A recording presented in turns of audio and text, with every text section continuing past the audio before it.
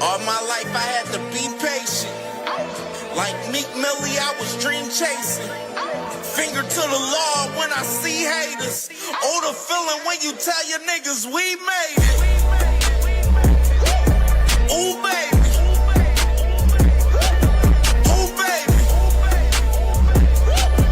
Ooh, baby.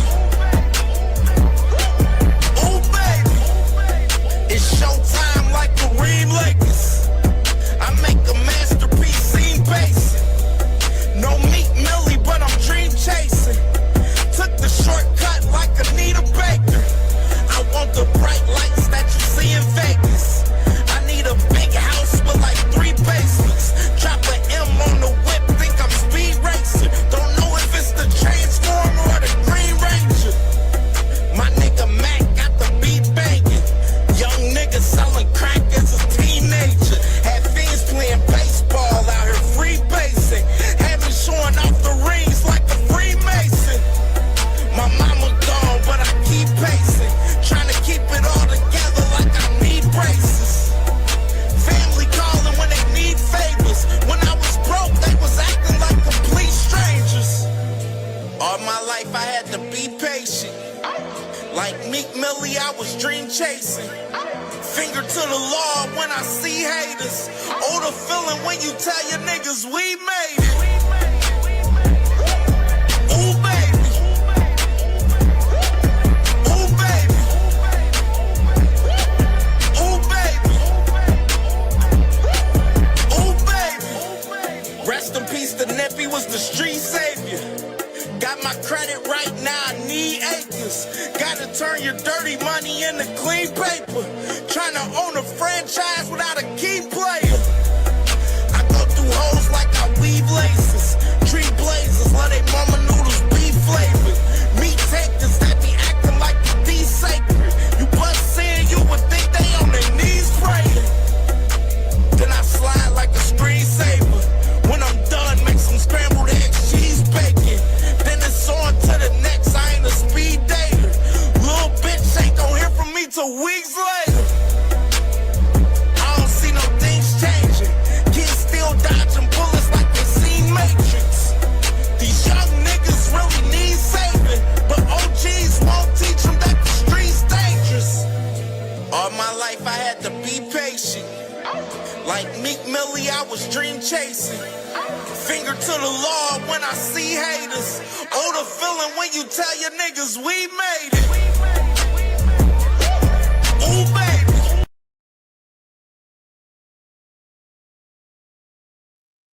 Yo, what's good, man? It's your boy CamJNetwork, man, back with a pop-up live real quick, you feel me? Hey, man, getting started, make sure y'all hit that like button, hit the hype button as well, man. It helps us in the algorithm, man, pushing this content and pushing the show out in the algorithm on YouTube for sure, you heard? You know what I mean? And for sure, man, subscribe to the channel if you're not subscribed as well, man. We definitely active. We definitely working, man, for sure. I was going to be live early this morning, but I was like, man, I was like, let me get some little shit together, you know what I'm saying? Put together this little quick show real quick, man. So, wanted to talk about some things. Obviously, y'all see the thumbnail, you know what I'm saying? Shakur Stevenson got a new interview with Andre Ward. We're going to react to that for sure. Then, of course, we're going to get into the crazy news of the day, man, this morning that happened with Conor Benn fighting Regis Prograis, man, on April 11th on the Tyson Fury card on Netflix, man, which is nasty work. Nasty work. We're going to get into that. And of course, got to talk about Ryan and Devin as well, man, for sure, man. So, you know what I'm saying? Gotta get it cracking, man. Let me see who in the building so far. Holla at my people, my family in the building, you heard. You know what I'm saying? Salute to my brother Lee Jackson. Was popping with my dog, man. What's good, brother? Was popping, man. Hope all is well with my boy Lee Jack in the building. My boy Opulent, man. Was popping, bro. Hey, make sure y'all subscribe to my brother Opulent, man, for sure, man. My man put in that work over there on this channel, man, for sure, you heard. And salute to my boy Big Bob Gun, man. Salute to my dog, man. You already know the vibes, my guy, man. Was popping. My boy Crush the Legend. Hey, make sure y'all subscribe to my brother Crush the Legend. Hey, he was on fire this morning, man. On fire for coffee and donuts for growing up this morning, man. Salute to my brother Crush the Legend, you heard? And let me see what else. Let me scroll down real quick. See my boy Isaiah, what you doing? What's popping with you, brother? What's popping, my dog? What's popping, man? And my boy Crush, you heard my man. He said, smash the like button. Smash the like button for sure. You heard, you know what I'm saying? Hit the hype button as well, man. It helps us in the algorithm, man. You heard? Definitely, you heard. Most definitely. And Ring Walk by some podcasts in the building. Make sure y'all subscribe to my family right here, man. Ring Walk by some podcasts live every Sunday at 6 p.m. Eastern time. You know what I mean? My cousin is definitely putting in that pain over there on the boxing as well, man. So we ain't gonna even hold on. Let's go ahead and get started with the elephant in the room, man, because we gonna get to talking about this. Let's get to it. So no, wrong one. Not that one. Wrong one. My bad, y'all. My bad. Let me get it. There you go. I had to scroll down. That's okay. Okay. All right. Boom. Conor Benn versus Regis Prograis, bro. April 11th. Co-main event to Tyson Fury's card on Netflix, man. And this card is by Ring Magazine. With Netflix as well, man. So this is a Turkey Al-Sheikh card right here. Turkey Al-Sheikh paid this man Conor Benn $15 million to fight fucking Regis Prograis. Are you shitting me?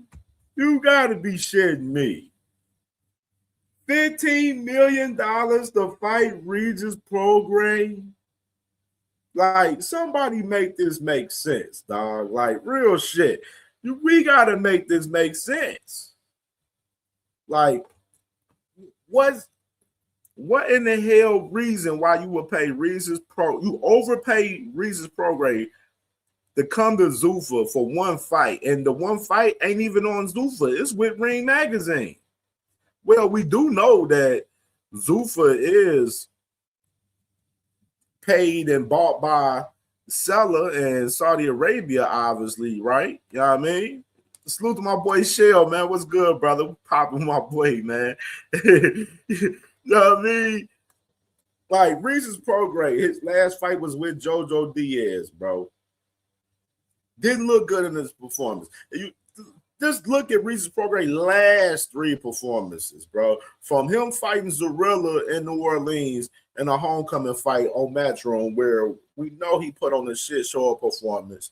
And there's no disrespect to Regis Prograis. I like Regis Prograis. Cool dude and everything, you feel me? But we got to call it a spade and be real.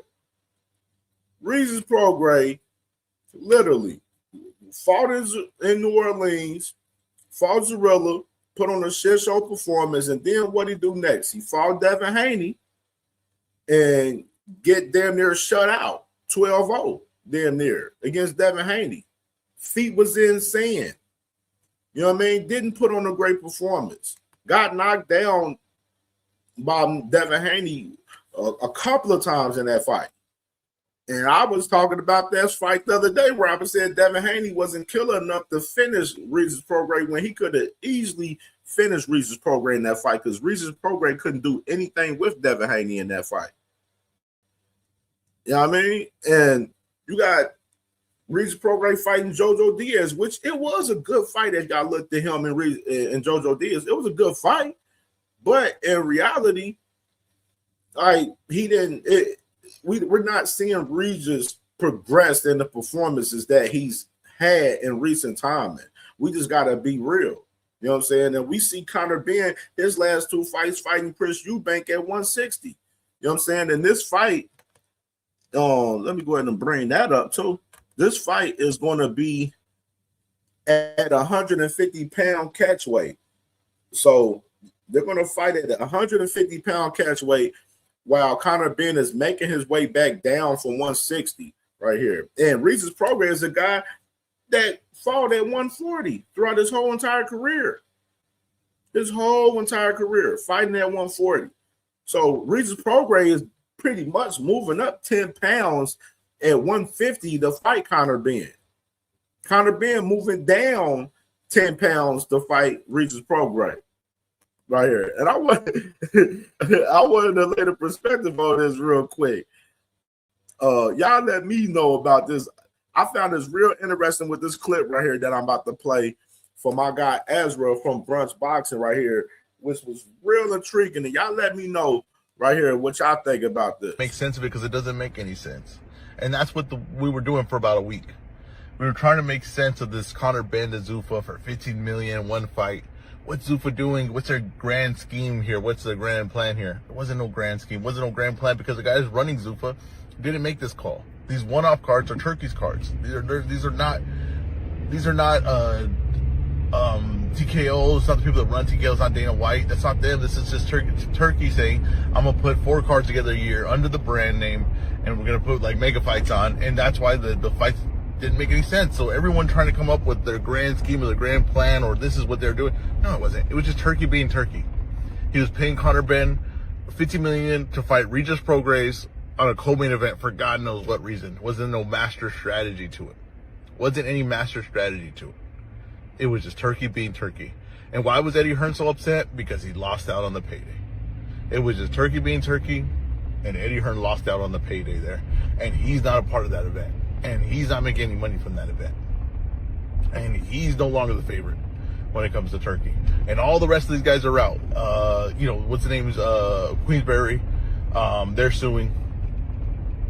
Golden Boy's not happy. They're not in there with on Turkey's good side.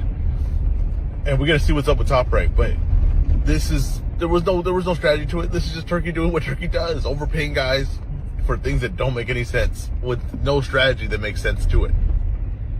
And I just think it's funny that we got caught up a week trying to figure out what was the grand scheme here, what's the strategy here, is this some master plan? And nope, it was not. There was no master plan.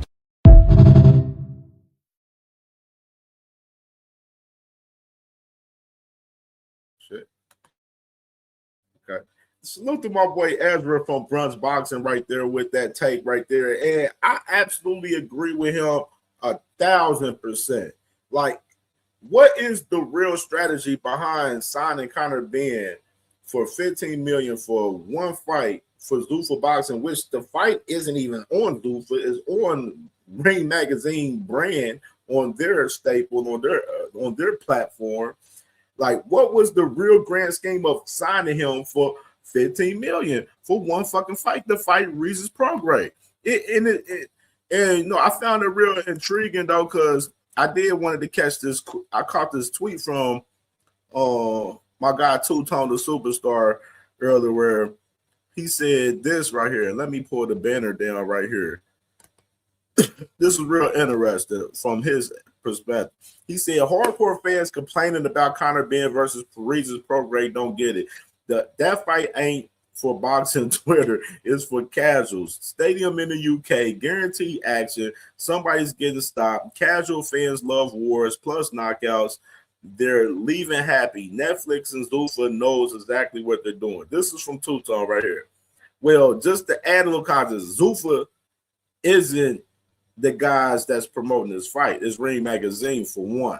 So let's go ahead and correct that. For two, nobody called for Conor Benn and Regis Prograis to fight. Conor Benn is only a star in the UK. Conor Benn is not a star in the overall culture of boxing. He's not. You know what I mean? He's only a star in the UK. So let's make that be understood in this conversation right here. And then I wanted to read below the other tweet from old boy right here. He said, I said that to myself as well. They're setting up Ben for a knockout to market him as a superstar and get a hype train going, and then set up a bigger event with like Ryan Garcia, which is very, very intriguing from that perspective right there. It do kind of seem like they setting up Conor Benn to go ahead and pack up Regis Prograis and make him a bigger name in the sport in a sense to where it makes the fight bigger with, if Ryan and Devin was the fight, whatever, and then the winner of that fight. You know what I'm saying? Shit like that in retrospective. You know what I'm saying? Which you can see the play for us that too, far as marketing wise, trying to market Conor Benn as one of those guys. But the thing is, this fight with Tyson Fury that he have on his actual card, they're going to have to build a strong undercard for a lot of people to really want to tap in on Netflix to watch these guys. They're really cornering the whole entire UK market with this fight 100%. You know what I mean? And just to add a little context to it, they were saying from Mark Shapiro confirms that Conor Benn deal is one fight to be part of the super fights events, which obviously we see now. Super fight event is with Tyson Fury and the guy that he's fighting, and which is people's not even familiar with the guy that Tyson Fury is fighting. You know what I mean? And they said Marshall Spears says we plan 2-4 super fights yearly. It said Conor Benn is signed to one of those. Now we hope he'll fight in our Zuffa series Paramount Plus, but for now it's one fight. And it said TKO is not out of pocket as seller led by Turkey paid his purse. You know what I'm saying? And obviously, like I said, Ring Magazine is the one that is heading this fight right here. You know what I mean? In particular. You know what I'm saying? It's nasty work. It's real live nasty work in 4K. Real shit. It's real live nasty work. Let me see something. Hold on. Let me read the comments. Let me scroll on the comments real quick. This is crazy. Crazy. My boy Crush said nobody want to see that, man. Hey, that's the thing. The UK fans is the only ones, bro. The UK fans is the only people that really know Conor Benn, bro. A lot of people in the US don't know Conor Benn. They don't. That's the real fact of the matter. But it is funny though that Ezra said that in that clip, speaking about saying that, Eddie Hearn is mad because he left out of the situation money-wise with Conor Benn. And it's funny to see Turkey, what I mentioned last night on the show, and I mentioned on previous content that we dropped on the channel, that Turkey, when he started up Zuffa and everything, he said he was going to smash the competition. And he definitely done that by smashing the competition for us, tapping some of these boys out. You know what I'm saying? Signing Conor Benn and then leaving Eddie Hearn out of the situation. Stopping his business with Queensberry. Not doing much business with Golden Boy. You see Top Rank, they're trying to negotiate a new deal with ESPN right now. They're in the process of that. And, Turkey wasn't doing too much business with Top Rank so much. He just basically was tapping in with a lot of their fighters on a personal level. You know what I'm saying? And pretty much, y'all contracts up, hey, come over with me. Come fuck with me with Ring Magazine. Come fuck with me over here at Zuffa Boxing. You know what I mean? And even though a lot of the Zuffa signings that we done seen, though, a lot of these guys are just leftovers from these other companies, if y'all looking at some of the signings. You know what I mean? But like I said, Conor Benn signing over there wasn't a move that moved the whole entire boxing culture. It only moved for the UK. It only moved for these guys to try to market him, into possibly a bigger fight by fighting Regis Prograis and then probably stopping his ass and then fighting another guy. You know what I'm saying? That's a bigger name for a bigger draw, a bigger event. You know what I'm saying? Possibly. Yeah, my boy Isaiah, what you doing? Said, what the fuck is that? Nah, what? I see the play kill. They gonna say Ben is a killer. He stopped Regis and Devin couldn't. I see the play. Exactly, bro. That's exactly the fucking play. We know that Regis is a former foe of Devin Haney. So of course, this man Conor Benn fights Regis Prograis pretty much where we see Regis Prograis is like literally a shell of himself right now, bro. Conor Benn is going to do Regis Prograis dirty, probably. especially Regis Prograis. We never seen him fight up in weight. You know what I'm saying? Even though he probably should have been fighting up in weight, honestly. Regis Prograis, we know he was killing himself to make 140 all these years. You know what I mean? So Regis Prograis should be fighting at a higher weight. But we know Conor Benn is more talented than Regis Prograis. And we know this is a layup for Conor Benn right here. A super layup. Conor Benn robbed the UK Zuffa Brinks truck with this fucking move. Conor Benn, you can't even knock him. You know what I'm saying? Like, he made a big money move on his behalf, which was sweet on his behalf. So you can't even knock the hustle from Conor Benn at all. You feel me? Like, hey, Shield said, I would have left Eddie too if Turkey is that stupid. Hey, dead ass, bro, for real. And Kilo, what's good, my boy? What's poppin', bro? Kilo said Regis about to get blasted, bro, on dead ass.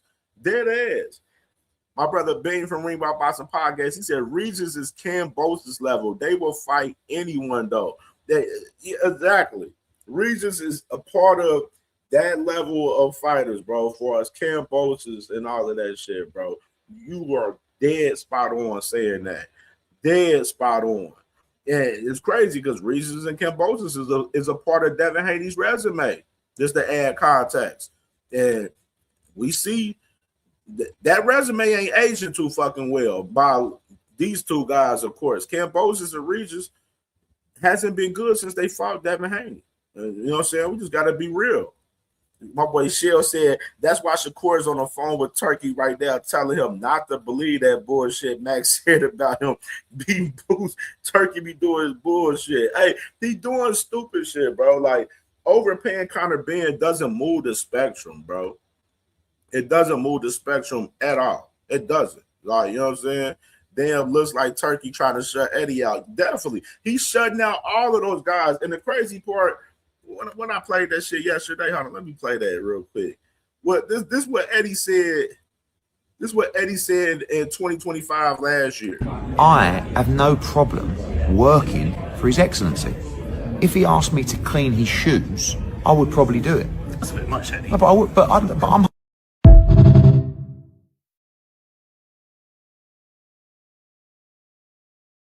If Turkey asked him to clean his shoes, he'll probably do it. Like, you know what I'm saying? All of that dick eating and all these boys was doing with Turkey the last couple of years, they got these boys fucked up. Turkey just said, fuck y'all.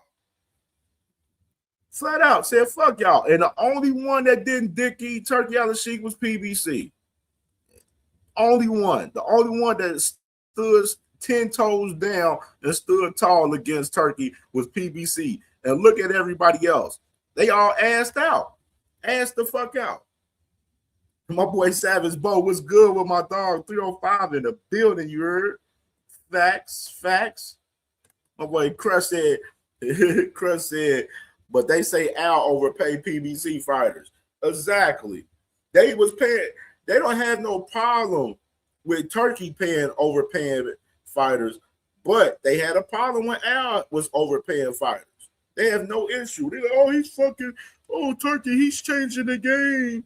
But then y'all be complaining about fighters getting overpaid and shit, and then not even seeing the play with Turkey with Zuffa, where you know them guys, a lot of them guys are Zuffa, they ain't even getting them paydays.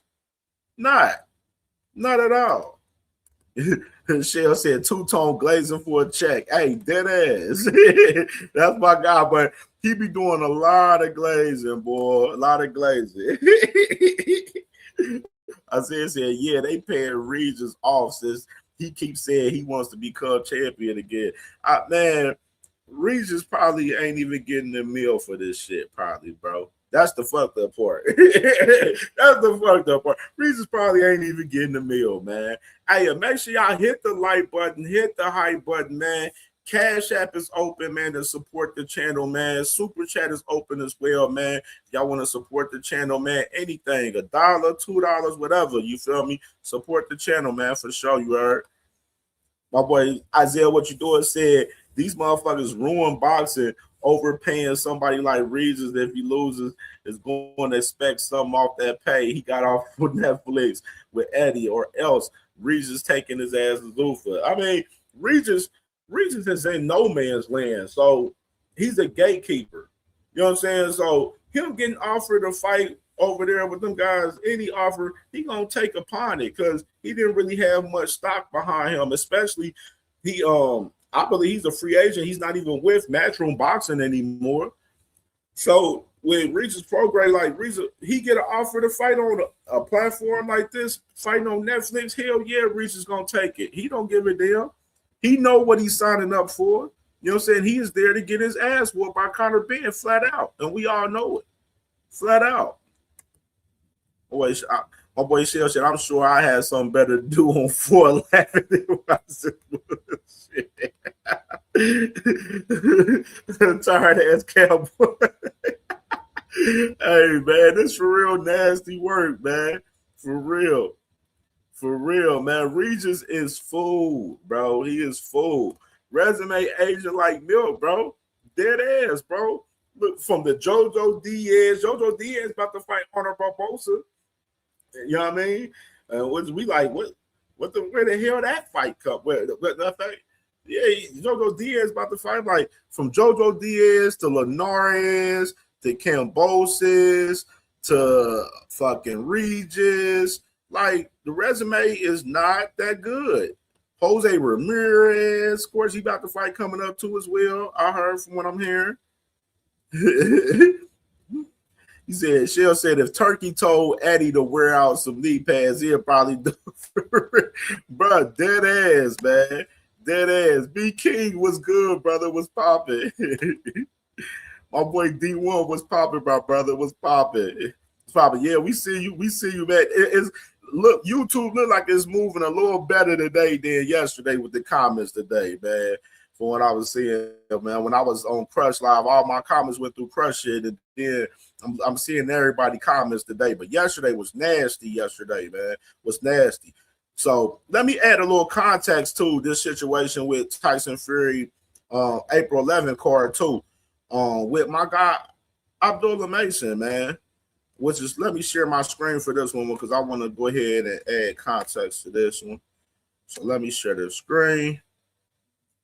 Sign up right here. All right.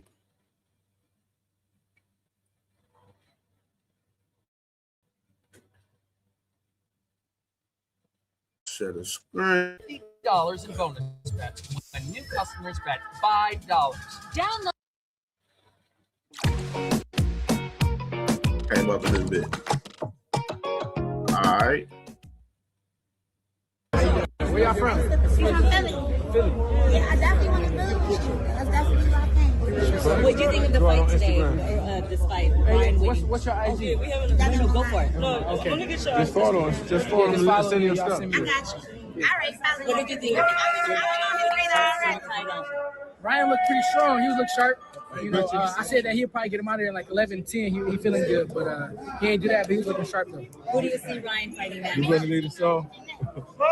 I'll leave it on. Yeah. I got this from the chat. See ya. You're from Mexico. Yeah, from Mexico now. Huh? You're from Mexico. Rest of my year. We got some big things coming, inshallah. So, you know, we just staying locked in, staying focused. You know, I'm going to be pleased with it just as well as y'all should be pleased with it. You know, I feel like y'all will be. You know, around April, each something fight, like that. Yeah, around April. I got a mandatory Joe Cordino, so that's when it works right now. That's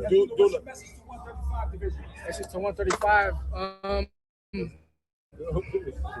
All right, so you heard Abdullah right there mention that he got the mandatory with Joe Cordina, man. And it's rumors out there with his fight with Joe Cordina where, you know, of course, both guys been in it, you know, in the lab training and working and everything. Where there's rumors where this fight with Joe Cordina may land on this April 11th card. You know what I mean? So just add a little extra perspective with Abdullah right here. I know. That's me. I got an appetite for smoke. A whole lot of it. Dude, I gotta ask, did you run into Keyshawn while you were here today? You just saw him pass by. Yeah, he was around. Did they say what up to you? Nah, he ain't saying that. I gotta ask, obviously, because we heard what Keyshawn said. You know, he said that if he wanted to make the weight, he could have made the weight, and there could have been a fight. But You hear everybody saying what they saying, but they going this way. Moving up. We gonna look back and say this. they going that way and they saying it something this way. So Hope they do well. I feel like it's trolling because if something was there, it would have happened already. Because you see where I'm at. I'm at 135, and I got the WBO World Championship. I was ranked number 1 in the same division at the time that he had it. So he lost it. I'm still here at 135. When I move up, I'm gonna give my titles. I'm gonna be there wherever I'm at. So I'm gonna be doing my thing. Each weight class I step into, anybody I fight, inshallah, is gonna keep being statement fights because I got an appetite to smoke, and I'm still coming. Ready? You heard my guy, man. He said he got an appetite for smoke, man. You know what I'm saying? And Keyshawn ain't never exempt right there. And of course, let me bring that up real quick. Pull that up with Abdullah. What is that right here? This one.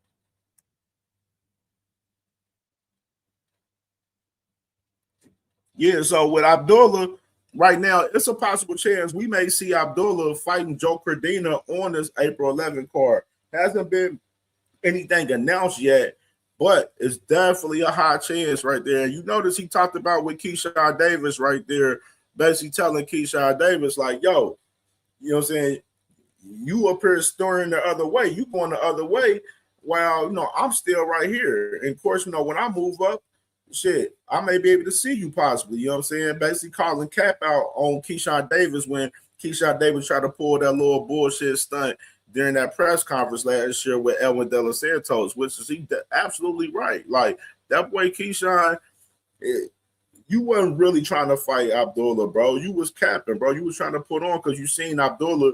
He's getting his name up in the sport, getting a lot more recognition from the sport and everything from the culture. And you was trying to play him cocky that shit, and Abdullah wasn't going. He stood his ground on that shit 100%. You feel me? My boy Rasta was popping. My boy was popping. My boy Isaiah said, yo, I just seen an interview where Bud was giving Ryan credit on his boxing abilities against Barrios. Watch the Bud and Shafar superfans say Ryan is actually good. They already no, the crazy part is a lot of mixed signals on that shit. We're gonna get into this Shakur shit in a minute right here. You know what I'm saying? From this interview right here. What's good, my boy TD? Make sure y'all subscribe to my brother TD Sports Talk as well, man. My brother grinding over there with the content as well, man, for sure, you heard. And yeah, so Abdullah Mason possibly may be on this April 11th card fighting Joe Cordina, you know what I'm saying? Or it may be at another date after that. But we'll definitely stay close to that. That's something that I definitely wanted to bring attention. Then I wanted to speak for us that, do I like Abdullah possibly fighting in the UK for his first title defense? Not really necessarily, but I see the play for us, you know, marketing him in the UK and, you know, getting, you know, establishing a fan base out there as well. You know what I'm saying? The only thing is I don't like him fighting Joe Cordina out there, even though I'm not worried about Abdullah fighting Joe Cordina, bro. Joe Cordina is not that good to me, in my opinion. You know what I'm saying? That boy Abdullah probably stops fucking Joe Cordina early in that fucking fight. So his first title defense, Joe Cordina, that's his mandatory. Pack him up, move forward from there. You feel me? And, you know, that's how I feel. But I would have loved if Abdullah would have his first title defense in Cleveland. But it's all upon Top Rank getting their situation together. You know what I'm saying? Which is, we know Top Rank right now, they're negotiating a new deal with ESPN currently right now. So definitely we'll stay tuned to that situation. Let's go ahead and let me see. Let's get into this Shakur conversation, this Shakur interview. So let me pull the Shakur interview up real quick with Shakur with Andre Ward.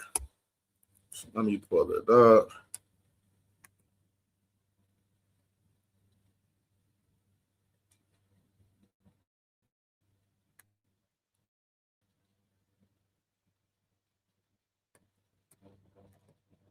Andre Ward. Let me type it in. Andre Ward. Yeah. Do that so it can pop up automatically.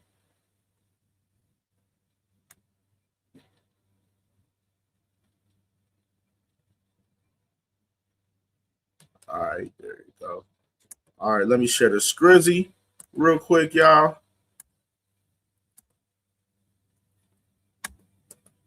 And hit the like button. If y'all ain't hit the like button, hit the like button, man. Hit the hype button. Cash App open, Super Chat open, man. Support the channel, man, for sure. You heard? All right, so you pulling this thing up.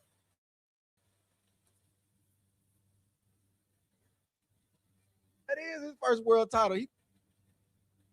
About your opponents, right? A lot of cats lie, and they lie either because they don't want to see that person looking that good because it make them opponent or potential opponent the respect they deserve and be like, but I still believe I can beat them. Yeah, because you gotta go in there ready for what you're getting in the ring with. You know, a lot of fighters kind of dilute their brains into believing guys is not that good, but I'm not one of them guys. I gotta see and know. When I see it, I'm like, okay, he's good. I see it. Yeah. And it lets me know by the time I get in the ring what I gotta do, what I'm going up against. That was the same thing in my last fight. I kept saying how good he was, and I knew what he was, but I know that I'm better. And naturally, called Cat, because we just seen several interviews leading up with Shakur Stevenson talking about Teofimo, said he literally picked this guy and know that Teofimo was the guy that he was going to easily beat. So he capping right there. He was asked about you, right, from Chris Mannix post-fight, and he said everything he said. He said he wanted that fight, and he has no problem with that fight. Do you believe him? Yeah, I believe him because I don't even think he was asked about me. I think he, you probably right, though. But I think he been. I thought he was. I was trying to think about it. I think he been saying my name the whole week. Like he kept like, I want to fight Shakur. I want to fight Shakur. He wasn't saying nobody else's name like he was saying my name. So to me, I think he's serious. I think he do want to fight. But I just think that everything got to work well in the business. Everything got to make sense. Yeah. Because before the fight, I heard them saying they'll fight me at 144, and then after the fight, I'm here at 147. And I'm not going up to 147 no time soon. Right there. He said that he's not going up to 147 no time soon, but he wants to catch weight. Of course, yesterday, and we talked about it on the show last night, where we showed the screenshots of Ryan and Shakur going back and forth. Ryan dumbass talking about he can go down to 140, which is I already told y'all in my perspective, I don't think Ryan can make 140. He's tried it twice, and he didn't make it. So, like, there's no reason for Ryan to go down to 140 when we just seen him looking very comfortable at 147 right there. But Shakur Stevenson right here, he's not willing to go at 147, and he's going to get into the conversation about it even more. 147 will, like I just told you, I think that will be my last weight class that I'm in. I don't think that at 28 years old right now, I'm just going up to 147. What was the conversation in the hallways after the fight? I saw you and Bud and Ryan talking. What was that conversation like? It was cool. I was really playing little mental games with him. It was a lot being said, but all of it was mental games. You know, you see a future opponent or somebody that you fighting, and you size them up and see what they looking like, and that's all it really was. It wasn't nothing too major. Ryan a cool dude though. Like that's the thing. Every time I kind of been around Ryan, he always got like cool energy and cool vibes. So well, you got a lot of motion right now, bro. So that's why your name is coming up a lot. I mean, there was a period in time where, you know, guys were using a performance or two. And like, and then we stop right here. Him talking about he sizing Ryan up. He the one that said, "Oh, you ain't even that big." Like, what was the mental game in that? Like, let me ask that question right there. Let's start there. Like, what was the mental game in that in particular? You know what I'm saying? Like, Shakur, boy. To against you to say, "Oh, nobody want to fight him, so I don't want to fight him either." I'm not hearing that right now. I'm hearing that Shakur Stevenson name come up a lot, and it's unprovoked. You're not saying nothing to these guys. I'm just hearing your name. You know, I'll give you one example. You know, I did the interview with Bill Haney, and Bill trying to convince me that you easy work for Devin, and I think that's a good fight for both of y'all. You know, let me stop there. Is the Andre Ward is trying to say that a lot of people speaking on Shakur's name. No, Shakur is putting out some names, and then he's making people speak on his name. That's what it is. The people that's calling out Shakur's not even mentioning those guys, like the Tito Mercados, the you know, like I just said, the Tito's Mercados, the Ashaki Fosters. You know what I'm saying? He's not even mentioning those guys' names and talking about those guys. Those are the guys that's calling them out. The Javier Herreras. You know what I'm saying? Those are the guys that's calling them out. Abdullah Mason is on Shakur ass. You know what I'm saying? Those are the guys calling them out. Shakur ain't talking about those guys. You know what I mean? But the only guys he's talking about is Conor Benn and Ryan Garcia and Pitbull Cruz. You know what I'm saying? And them guys ain't even clamoring for a fucking Shakur like that besides Ryan. And you want to say Ryan and Conor? Yeah, of course, because they feel like they looking at Shakur as easy work, and they looking at, you know, Shakur's name is bobbling a little bit right now. But in retrospective, it's not a lot of people calling out Shakur Stevenson, and the guys that is calling him out, Shakur's not even talking about those guys. You know what I mean? Wasn't going for that, but I understand he's supposed to feel that way. Yeah, right. For sure. What did you take from those comments from Bill Haney when he was on the Art Award? The comments that I took, I mean, it sounded good. Like, you know, he's not the one that's in the ring fighting, so he could say everything that he want to say on camera and make it look good to the fans. But at the end of the day, if we're talking about us fighting each other, it will be Devin getting in the ring. So you're gonna walk me down, you're gonna do all of these things. It sounds good, but once again, we in 8-ounce gloves and anybody can be hurt. What do you take from the sparring session?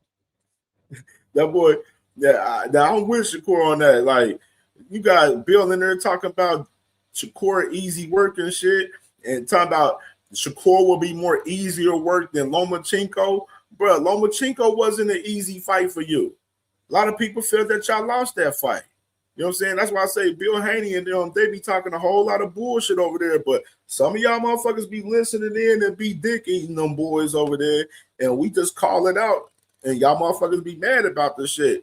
No, we gonna call this shit spade to spade across the board with everybody. We ain't picking and choosing who the fuck we gonna cook up on any fucking day. We gonna call out whatever this shit is hot and boxing. We gonna call this shit spade to spade.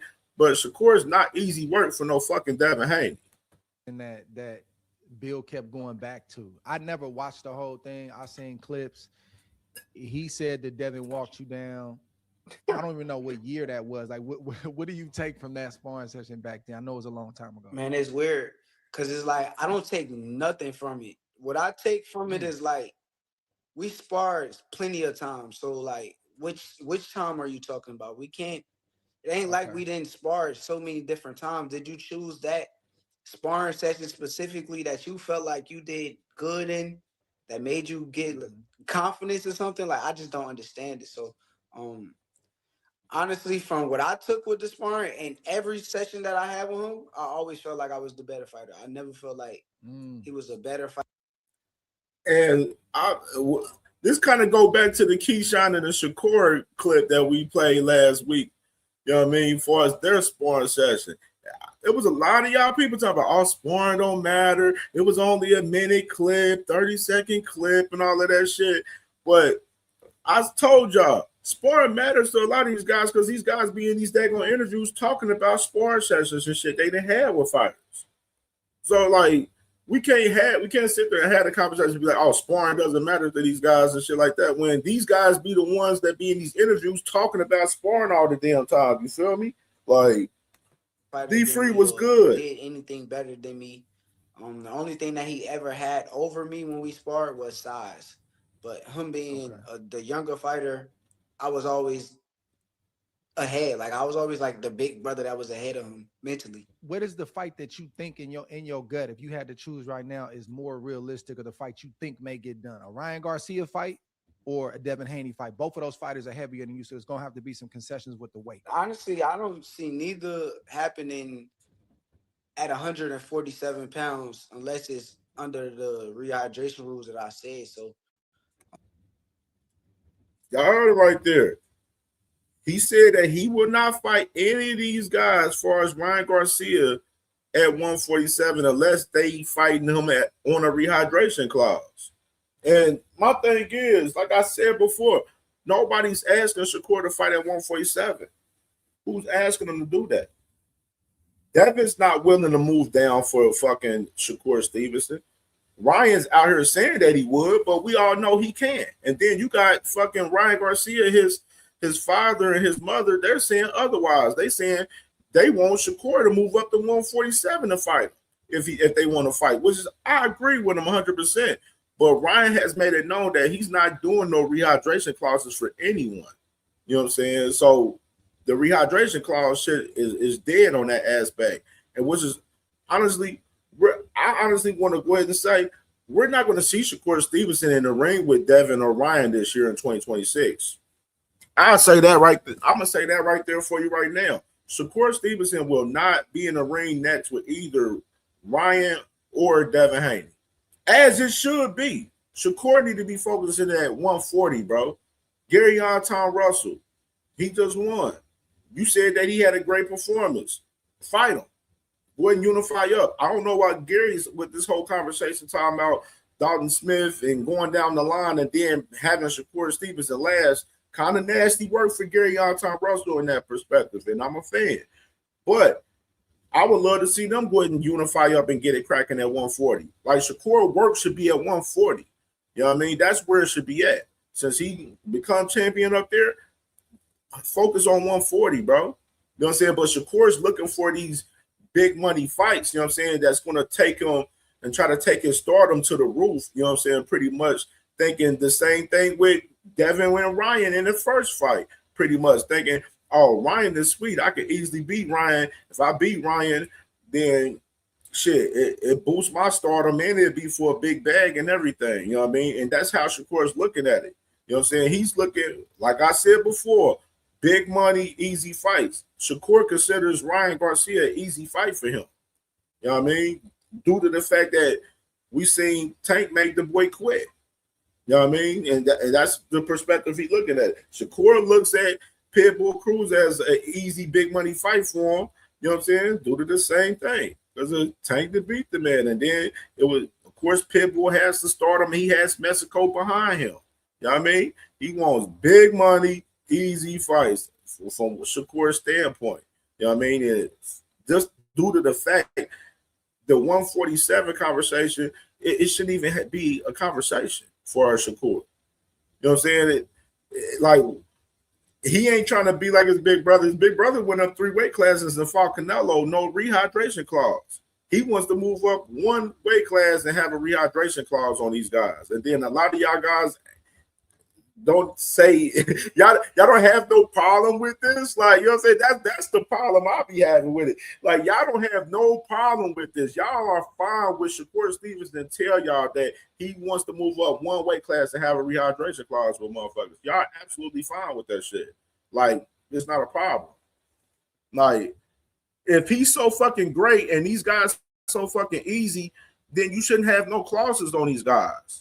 That's my personal fucking opinion right there. If you so damn great and these guys are easy, go up to 147 and beat Devin Haney and Ryan Garcia with no rehydration clause if they easy work on your behalf, as far as on what you thinking from your perspective. Like, it's that fucking simple. Like, I'm gonna run this back too. Run this back. Like, I was the better fighter. I never felt like he was a better fighter than me or did anything better than me. The only thing that he ever had over me when we sparred was size. But him being the younger fighter, I was always... Cash Crypto was good. My boy was popping, my brother. Ahead. Like, I was always like the big brother that was ahead of him mentally. What is the fight that you think in your gut, if you had to choose right now, is more realistic, or the fight you think may get done? A Ryan Garcia fight or a Devin Haney fight? Both of those fighters are heavier than you, so it's going to have to be some concessions with the weight. Honestly, I don't see neither happening at 147 pounds unless it's under the rehydration rules that I said. So, if not, I don't see that happening right now. Now, in the future, as I grow more and get more settled, maybe so. But as of right now, I don't see it happening at that weight class. Now, Ryan Garcia, he said 144. If he's willing to do that, I'm willing to make the fight happen. But Ryan sounds more realistic because he's being he's ready to move around. That's crazy. I didn't realize that was Ryan's first world title. I'm looking how he celebrated, and I'm thinking like this looked like this is his first world title. And I was like, that's what I'm saying, bro. We're not about to get no fight with Ryan Garcia fighting either of them guys, bro. Like, that's just the reality, bro. We're not. Devin's not moving down for Shakur, and he's not going to fight him on no rehydration clause at 147. And Ryan is not moving down for Shakur. Even though Ryan said that in the tweet about he moved down to 140, his team is going to advise him not to do that. And what sense does it make for Ryan just becoming champion at 147 for him to go down in weight and fight Shakur at 140 when we done seen Ryan Garcia try to fight at 140 twice and didn't make the weight with Oscar Duarte and Ryan and fucking Devin Haney? Like, it makes no absolute sense at all. Like, you know what I'm saying? So Ryan need to stay his ass at 147. Fuck a Shakur fight. Everybody in the fucking world is asking for Ryan Garcia and Devin Haney to fight right now, including myself. And y'all know that's been the main fight I've been pushing between them two guys. Is fighting each other. And that's going to stay continued on here. That's the only move that they have to be really fighting each other. Even though, in retrospective, Ryan got more options than Devin do. Ryan has more options. Devin don't got that many options for real. And if you really look at it in retrospective, for real, he can't get Lewis Crocker. You know what I'm saying? He's about to fight Leon Pyro, and that fight just got postponed because he suffered ligament damage in his hand. So that fight with Leon Pyro and Crocker is postponed. Rolly don't want to fight him. You know what I'm saying? Rolly has no interest in fighting him at all. You know what I mean? And you know what I'm saying? These motherfuckers is just that they're rocking a hard place, flat out. That is his first world title. He's been a professional for, I think, 10 years. Yeah, for sure. That's crazy. I think he really I don't know what that is. I don't know what that is. I can't tell you. I know it just didn't work on several occasions. So I'm gonna ask the last question on Dev, and I'm gonna move on. You know, and I asked a question to Bill. Like, I know how this game go, right? Like, I know even when it's not up, if you around my weight class, it's pretty much up until we retire. But it seemed like to me that the Dev Shakur conversation kind of died down, and y'all still close in weight, but y'all are in different weight classes, and it looked like y'all were taking care of y'all own business individually. So I didn't really think that y'all was actively eyeing each other. Bill made it clear that it's up, and whatever list he got, Bill said you on the list. But I'm asking you, are you thinking like that? I know you ready, but are you actively thinking about a Devin Haney, or is it like, he ain't even really like top of my list? Nah, I'm actively thinking about all of these guys. Like, if I'm being realistic, I know, because you know, we could sit here and talk like all of this social media stuff, cool, but sometimes, not sometimes, it's gonna be a time where my manager gonna call me and say, yo, such and such or such and such, and who is going to be or what is going to be, that's going to be determined. But Devin Haney could be one of them names. And if he's one of them names and the business makes sense and the fight get done, I'm all ready for it. I can't wait. I love to show people that I'm better than all of these fighters. So he's one of the top names in the sport. I wish him continued success, but I would love to share the ring with him, and if it makes sense, let's do it. Yeah, so it's up, but it's up in a good way. Yeah, man. Right there, like I said, Shakur don't got that many fucking options, obviously, too, in reality, too, bro. Because, like I said, both of them guys, Ryan and Devin, is not moving down for Shakur Stevenson. They're not. They're not fighting him at 147 on no rehydration clauses. So you can cancel the Shakur and Ryan and Devin talk right now. That shit's not happening. And salute to my boy Trey Skills, man, with a $2 in the super chat, man. The $2 bang in the super chat, man. You heard? He said Dev is food at 154, even for Xander. You know what I'm saying? And even that conversation, Xander is not no real option for Devin Haney. I mentioned that last night. Xander is focused on fucking with Josh Kelly right now. That's his main focus right now. Like, he ain't focused on dude at all. Like, you know what I'm saying? My boy Shell said the hypocrisy right there. You That Isaiah, what you do? He said Shafar fans not going to hold him accountable. Didn't he say he was going to give the 140 belt to Keyshawn to move back down to 135? He did say that, and he didn't do that. And the crazy part, Keyshawn is the #1 contender for the WBO title right now, too. On top of that, and you got these two guys being fake blood brothers when they ain't blood related, not at all. Both of these guys got brothers. You know what I mean? And Shakur be tricking these dudes out they fucking spot in their position all the time. And he pushing Keyshawn to go up to 147 to fight Devin Haney. He pushing Keyshawn more on Devin Haney than himself, which is the nasty work in retrospective. You know what I mean? Like, come on. We got to read the fucking room here. My boy Cash Crypto, what's good with my brother, man? My boy Shell said, Shakur only want easy fights. Exactly. Ben said that. Because Tank made it look easy. Facts. The same thought process that Devin had with Ryan Garcia. The same thought process. Cash Crypto said Shakur would never be a huge star. His scary ass style won't allow it. And that's really the fact of the matter. That's why he's choosing to try to fight guys like Pitbull and Ryan Garcia that got big fan bases behind them, you know what I'm saying, to try to further his stardom. You know what I'm saying? But he's trying to he's literally doing all of this shit. He's using the blood print, man. Basically, fight big money, easy fights, build yourself and build your leverage and your status when it comes to the table. If you was to go to the table with Tank Davis in negotiations, he's flat out doing the same fucking shit. But he's not thinking that Tank and his team is that not naive as Errol Spence was for Bud Crawford. You know what I mean? That's just the reality of it. My boy Isaiah, what you doing? He said, also, Cam, he said, Kurt is late to the party. He should have been made these moves when he was younger. He's going to be 30, barely getting the fights he wants. And if he decides to retire, that's when he's getting the big money. And that's a fact, bro. That's a fact. Like, top rank, I told you, best matchmakers in the game, bro. They was giving him easy leeways for titles, bro. Fighting Joet Gonzalez, Oscar Valdez, Jamal Herring, shit like that. Layup fights for him, bro. Like, you know what I mean? Now he getting late to the party just similar to Bud Crawford, if we want to reality think about and look at it for real. He said, my boy Shell said, they say Tank leftovers are big buddy fights, but Tank ain't fought nobody. Exactly.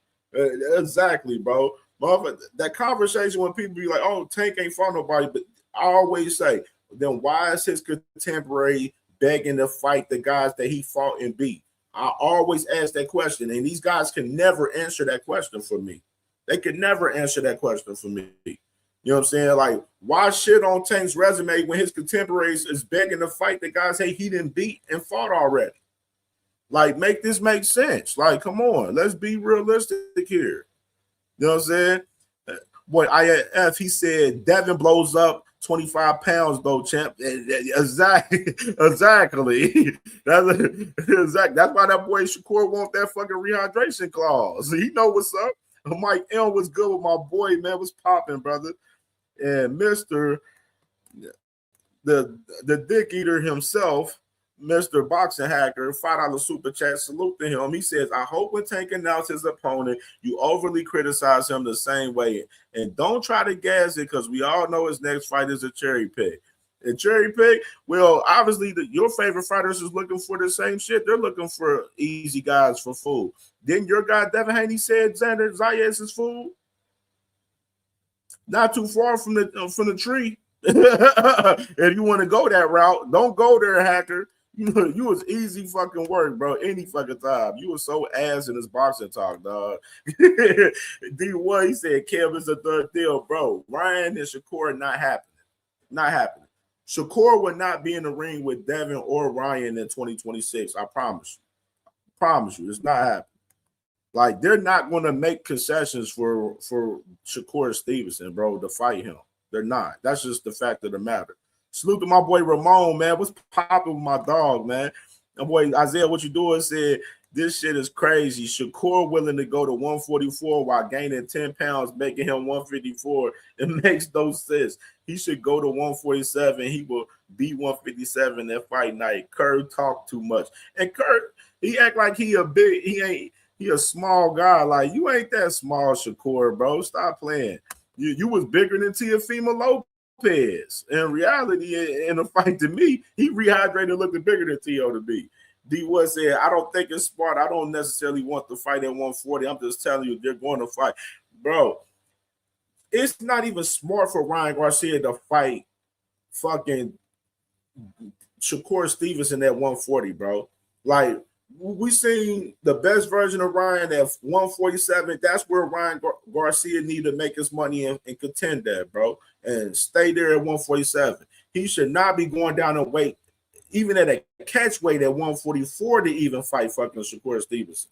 Like, don't give him that leeway, bro. Like, this is the same man that was complaining about saying that he was rehydrated in the Tank fight when this man was fighting at 135 his whole entire career leading up to fighting Tank. He the one that wanted to fight at a higher weight, which is Tank said, hey, we fight at 136. You can't be 10 pounds over. Because Tank was the smart one, knowing that Ryan rehydrated and know that he's going to be a big motherfucker in the ring. And this is the same guy that was eating tacos at the motherfucking tacos and pizza and shit at the damn media day during the fight week and shit. You know what I'm saying? So Ryan is a guy that needed to stay at 147, take care of business with Devin. Everybody's asking for Ryan and Devin. Fuck Ryan and Shakur. Like, Shakur need to stay his ass at 140 and figure that shit out. Fuck him at 144, 147 rehydration clause and shit with Ryan and Devin. Like, they're not going to be in the ring with Shakur Stevenson in 2026. I promise you. They're not. Cash Crypto, my boy said, I don't know why they clouding Ryan. Ryan made more money than Ward and Shakur. Hey, for real, dead ass, bro. Oh, for real, dead ass, bro. My boy, no more sleepwalking. What's good with my dog, bro? What's popping, bro? Hacker said Shakur gonna beat Tank too. It's funny y'all can't see that. Hey, tell that nigga to lock it in. Shakur the same one that said he won't fight Tank till his hands 100% healed, and we know that ain't gonna never fucking happen. So you read the room in that, Mr. Boxing Hacker. Tell your boy Shakur to stop trying to fight Tank's ops and come to fight Tank. How about that? Let's start there. You know what I'm saying? The fuck out of here. But like, bro, for real, dead ass, bro. My boy OTB, man, was popping, man. Salute to you, bro. And make sure y'all subscribe to my brother OTB as well, man. That's family right there. You heard? Trey Skill saying, so you saying you not gonna go to 147 while calling out 147 fighters as hypocritical as it gets. Absolutely. Couldn't agree anymore, bro. Like, that's what I'm saying. Like, you're not willing to fight at 147, bro. So stop trying to fight these guys at 147. Nobody's asking Shakur Stevenson to fight at 147. Like, that's why I'm trying to really understand this shit. Nobody's asking him to fight at 147, dog. Nobody. Isaiah, what you doing? Said, I'm not scared to speak the truth. These fans are super fans of fighters, not the sport. Bro, absolutely, bro. Like, Boxing Hacker, he's a fan of fighters. He's a fan of Shakur and Devin, mainly Devin. You know what I'm saying?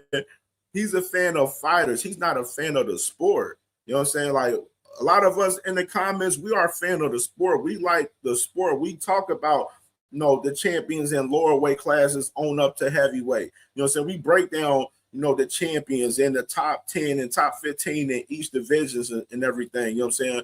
Well, like this week, Navarrete versus Nunes. We got a barn burner fight this Saturday. You know what I'm saying? And ain't even had the conversation to even talk about it. You know what I'm saying? Only person probably talked about it was me. I brought it up and talked about it the other day briefly on the show and talking about it now. Big fight this Saturday for the 130-pound division, a unification. You know what I mean? A lot of people don't even know them guys. You know what I'm saying? That's why I'm saying a lot of these guys are fans of fighters. They are not fan of the sport. For real, dead ass. Like, that's just the simple fucking fact of the matter. My boy D1 said, bro, I talked to people on Ryan's team. I know that, bro, you can talk to all you want. You got, all right, let me do this. D1, my brother. Now, you know I love you, D1. You know I love you, brother. But let me play this for you right here. Now, we're here. And, we seen Devin Haney today post up a flyer with you, with not just Devin, but the Ring Magazine, posting the rematch, being one of the biggest fights in boxing. Is that rematch bigger than a Shakur Stevenson fight? Absolutely. By far. There's no comparison. In fact, you know what? Shakur, in order for him to fight us, he's going to have to come up to 47. Straight up. And I'm going to tell you why, straight up. Because Crawford, didn't he go up to Canelo? Right. No right. And he got it. Right. And he got respect, right? Okay, why doesn't Shakur go up to Ryan? Think about it. He wants Ryan to go on a catch weight. We don't want to start going down. You know what I mean? Unless it makes sense. But I doubt it. But if he wants it, hey, come to us. Because we're already there now. So it makes sense to me. And let's see what happens. But yeah, Haney, all the way. The only thing that's going to be a problem is his father. How come? Because the guy knows us since the amateur days. He knows how we are. You think he wants that, especially knowing that Ryan now, his right hand is good? His right hand is healthy? Ryan beats him his career. And also if Ryan beats him completely, I know he will, and knocks him out, his career is over. He's not going to want that. In jeopardy for sure, yeah. So you believe that Bill Haney's scared to put his son in there with your son? Absolutely. 1,000%. Not 100, 1,000%. And I could tell him straight up.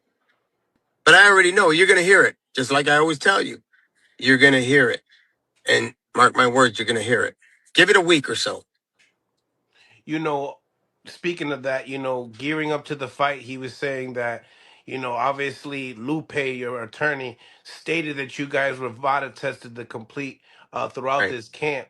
He was talking about a program called 365 that is something that that he wanted you guys to enroll in. Now, because of that, and that's additional testing. I understand. You know what, bro? Listen. They're always going to want a lot of crap, just because they always want to have excuses, as to why they don't want to fight him, or, what they got to do. No, we're not doing anybody's way. We're doing the VADA way. We did it properly. There's no secret there. But, you're not going to dictate what we have to do just to satisfy you. Screw you. I still don't trust them. And, bless his soul, Victor Conte, he's done. He's over with, right? And, bless his soul, but I still don't trust him. And I never will. Because as far as I'm concerned, we got set up. And a lot of people know that as well.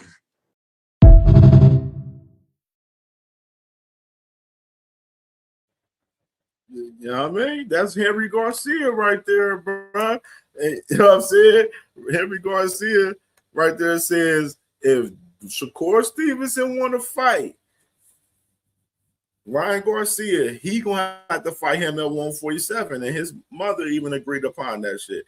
You know what I mean? And I agree with them 1,000%. That's what needed to be happening, bro. And salute to my boy Prize, man. Salute to my boy, man. And I just feel right now, bro, the focus should be Ryan and Devin, bro. That's the main focus that should be happening for both guys right now. Yeah, we see Ryan out here talking about, Shakur and everything, talk about 140 with Shakur and all of that shit. That's just not reality, bro. That's just not reality for real. And ask yourself, do you think Ryan will be 100% fighting at 140, fighting Shakur Stevenson? We done seen Ryan not make weight twice at 140. Twice. Archer Duarte, Devin Haney, 3 pounds overweight in both fights. So it's no 100% belief in myself, believing Ryan Garcia can make 140, bro. Like, we got to read the room and just be realistic, bro. Like, a fight with Shakur Stevenson for Ryan Garcia at 140 is not realistic. Like, let's be fucking real. Like, we got to be real. Like, come on. Like, we got to be real. Like, we got to be real. Like, my boy, D-Boy, he said Henry Garcia knows nothing what Ryan going to do or fight next. He just on the internet. But he do know, bro. He's the one that got that man to winning that championship this past Saturday. He do know. So you can't say that, brother. You can't say that. That's his father, bro. Like, he knows what's best for his son, bro. Like, you know what I'm saying? Just like all of us that we got our kids, we know what's best for our kids. You know what I mean? Like, Henry know what's best for him, and him saying that fucking Shakur should be fighting him at 147, that's what's best for it. No rehydration clause. Ryan is already on record saying that he ain't gonna do no rehydration clause for none of them guys. Let me find that tweet. This is right here. Right here, yep. Ryan said, to those who are worried about the 140 pound, and this is Ryan saying this shit, talking about, I will tell you, it was my plan to be able to also win at 140 as long as there's no rehydration clause things will be going forward. Testing always included. I've never shied away from that. For Shakur to assume I'm on steroids, that is defamation. So I would advise you to refrain yourself. I know you are deep down scared, and you should have fear. And I'm coming for you. Fear the Lord right there. You know what I mean? And, you know, Shakur, he was about to say, Shakur response said, that's my opinion. You can't sue nobody for their opinion. You're a boxer, champ. What's up with the suing tactics anyway? 140, let's do it, chump. That right there, that's Shakur right there. Bro, this fight's not happening. Shakur and Ryan's not happening, bro. We can kill that shit. Like, we can real life kill that shit, bro. Like, we can kill the noise with Shakur and Ryan, bro. As much as they want to hype and talk this shit up, I don't think Shakur and Ryan's happening. This is not happening, in my opinion. Shakur should be focused at 140, bro. Flat out. Ryan and Devin should be the move right now. Like, that should be the move, man. Definitely should be the move. And salute to my brother Just Do in the building, man. Salute to you, brother. Subscribe to Just Do as well, man. My guy cooking up over there, man, for sure, man. You heard? Yeah, man. This is the move. I say, I agree 100. My boy D1 said, and I agree with you 100%, that everything Henry has said was what it should be, but Ryan is hell-bent on getting Shakur, and that's what he's going to do. Bro, like I said, I don't see it at 140. You know what I mean? We gotta be honest with ourselves, man. We done seen Ryan not make weight at 140 fighting Oscar Duarte and Devin Haney. You know what I'm saying? So it just doesn't make any sense. Like, why would Ryan, like, ask yourself, why would Ryan want to go down to 140 and drain himself to fight Shakur Stevenson for his title? Like, it makes no sense. Like, especially after you just winning your first world title. And then you got the whole boxing world asking for you and Devin Haney. Even though Devin Haney and them, they pushing this whole 365 testing on Ryan Garcia, which is Ryan Garcia. I mentioned that shit last night. Ryan Garcia doesn't have to concede to Devin Haney. Devin Haney most likely won't even be the A side in that fight any fucking way. And we already explained of why. You know what I mean? So we just got to read the room in some of these situations. Like, you know what I'm saying? Ryan doesn't have no problem with fighting Devin Haney. But the issue is the father Bill and them. They pressing upon this extra testing, and Ryan's not willing to do no extra testing. You know what I'm saying? They basically telling him, yo, I'm already fighting through the WBC. Me and Mario Barrios was testing through VADA the whole entire time. Testing won't be an issue. Let's get the fight cracking. These guys is wanting more testing, which is nasty fucking word. You know what I mean? Like, it's not showing me that Bill and Devin is not showing me that they're confident in and wanting to fight 100%, especially when you got, you know, Bill out here, you know, pushing, you know, extra testing on Ryan. You know what I'm saying? And Ryan's not going to do that shit. Oh boy, OTB said Ryan posted his plan was to fight at 147 and 140 longest. Yeah, that's what I did for sure, bro, for sure. Like that's why I'm just looking like I don't believe it, bro. I don't believe Ryan at 140, bro. It just makes no absolute sense. No absolute sense. Then my boy OTB said Ryan hasn't made 140 yet. That's what I'm saying, bro. That's what I'm saying. It makes no sense. Boss talking about Henry Garcia and Ryan will forever lie about testing positive. Oh my God, Boss Hacker, you forever cry about Ostrin, bro. Isaiah, what you doing? Said that's a dangerous fight for Ryan. If we're being realistic, the fighting Shakur is a dangerous fight. So why would you deplete? Why would you go down to 140 and deplete yourself to fight Shakur Stevenson at 140? And that's a dangerous fight, bro. Like it makes no sense to me. Like it really does. My boy D1 said, bro, I've never seen Ryan with a nutritionist, and neither have you until this fight. And he thinks he can beat Shakur at his weight. He wants his line and his strap. That's what I was told. That's what he said. But it's not reality, though, D1, brother. It's not, bro. It's just not reality. Like, come on, bro. You don't advise him to do that. His team's not going to advise him to do that. I'm pretty sure Oscar De La Hoya and all of them is going to tell him not to do that shit, bro. They're all telling him right now, like, no, you're not fighting Shakur behind the scenes at 140, bro. It makes no sense. Yeah, you're absolutely right. Yeah, you definitely, it is two different things, but you're pushing something that's not reality, though, bro. Like, like that's the only thing. That's not reality for Ryan. Like, and Hacker said, Cam, if it happens, don't pretend like you knew it was gonna happen. What you mean? What do you mean by that, Boxer Hacker? And salute to my boy Just Do for the $2 super chat. They said, give you Just Do with a little blue in the chat, man. Salute to my guy, man, for sure. You heard. My boy Robert L. Boy, he said, sub Cam J said Garcia will be a dead man walking at 140. And Shakur wants that smoke, he should go up to 147. I agree. If Shakur truly wants to fight these guys at 147, go up and fight them. You know what I'm saying? Go up in 147 and fight them. You said that these guys are easy work. You said Ryan Garcia is easy work. Go ahead and go up to 147 and fight them. That's just how I personally feel. But like I said, we just showed the tweet with Ryan Garcia already saying that he's not willing to do no rehydration clause for nobody. You know what I mean? So the rehydration aspect for us to fight with Shakur, it's not happening. Like, it's not happening. And what? Yeah, because you see that boy Shakur said, "You speaking my language." He said, "You speaking my language when you talking that 140 shit." Oh, where the tweet at?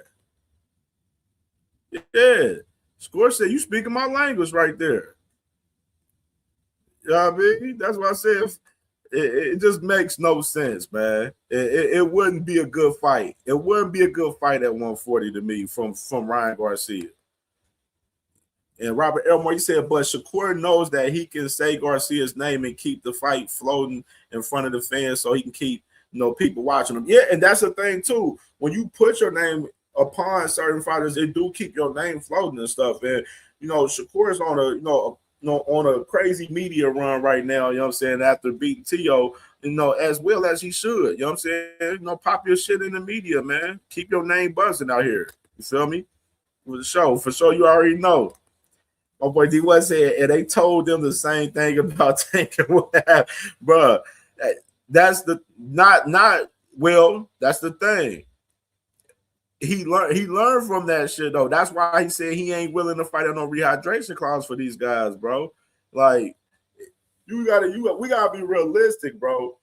It makes no sense for Ryan fighting at 140, fighting Shakur, when we know he ain't look great even fighting at 143. He came in at 143 against Devin. He didn't even look great in that. You know what I'm saying? Yes, Ryan, if he's locked in, focused, he got a nutritionist and everything, got a new team around him.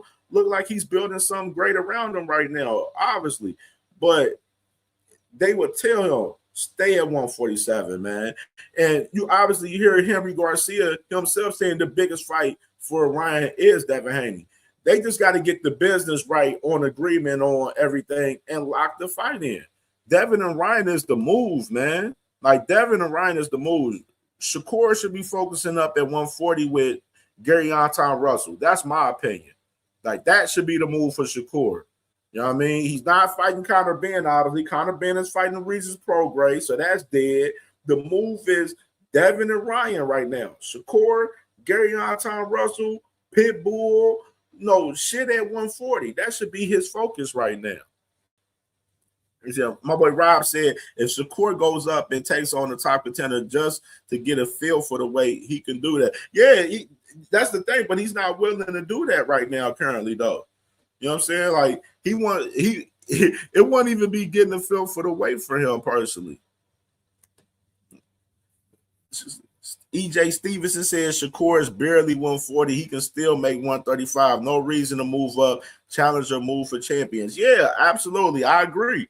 I feel like even a fight with Raymond Muratalla is good for Shakur Stevenson. You know, shit like that. You know what I mean? Like, take those type of challenges at 140. You know what I mean? Like, that's just my 100% God honest truth. I say he should do 140. He said he a small guy. He said he can still make 135. He want to go down there and challenge Raymond Muratalla or, you know, whatever he want to do that. You know what I mean? That should be his focus at 140, 135. Those should be the focus. Nobody's asking Shakur to fight at 147 and fight these guys. Like, that's just the reality. Oh, yeah, for sure. For sure. Yeah, you already know, D1. Yeah, that's what bro, Gary and Shakur, bro. Gary and Shakur, that's the fight I would love to see right now. You know what I mean? I would love to see that. And, you know, Shakur unify up at 140. You know what I mean? That's the move for Shakur right now. You know what I mean? It's good money in fighting Gary, but, you know, of course, Shakur is looking for bigger bags. You know what I mean? In reality. You know what I mean? But Gary is the move, man. Unify up at 140, Shakur. Like, that's what he should be doing. Like, he said he would destroy. EJ Stevens said he would destroy Russell. Pitbull already does Shakur. Yeah, Pitbull team said they ain't want to fight Shakur, man, because he's boring. He said that boy's boring, man. He said, I agree. Coming off a bad win and Pitbull. Yeah, Pitbull is on us. Pitbull got his eye on Tank rematch right now. If we want to be real, that's what he waiting for. He ain't even trying to fight Roach either. You know what I'm saying? Even though I feel like Pitbull and Roach, if they was to run that back, I'd be cool with that fight if they run that back. I just seen Roach posted on his IG story about becoming two-time champion, you know what I'm saying, last night. So I wouldn't mind if Pitbull and Roach ran it back either. You know what I mean? My boy Just Do said Gary Anton Russell named his hit list at 140. He said Dalton Smith, Richardson Hitchens, and Shakur last. I think Kurt should stay at 140 unless it's a better opportunity at 135. Absolutely. Yeah, and that's the thing that's weird about Gary Anton Russell. And I mentioned that earlier too. Like, you mentioning going down the line with Dalton and Africa and then Shakur. No, we want to see you with Shakur right now. Fuck that. Go after Shakur right now, Gary. You know what I mean? Like, that's what we want to see. I don't know why he's trying to unify down the line and then make Shakur be the last guy. Like, nah, we want to see you go at Shakur right now. That's what you should be pushing for. Like, I don't like that from Gary Anton Russell. I don't like that energy from him. You know what I mean? I do not like that from him. I really don't. My boy Rob said, Cam, you mentioned yesterday that you were against Shakur possibly signing with Zuffa. Why? I mean, what fights is over there for him at Zuffa? That's my thing. Like, I don't know who would Shakur fight over there at Zuffa. Like, the obviously choice everybody would think would be Conor Benn. Obviously, that's off the table. So that I don't know what would be the fight over there. You know what I mean? Like, he's gonna have to, because right now you seeing what's happening. Ja Opatar's fighting Brandon Glayton coming up March 8th, which is, you know, a showcase fight for him, pretty much defending his title, pretty much. Well, I don't even know he's going to be defending his title, actually. From what the IBF said, the IBF said otherwise. The IBF Actually, hold on. Let me pull that up too. I got that, I think, too. The IBF said otherwise about that, I believe, too. Did I get that?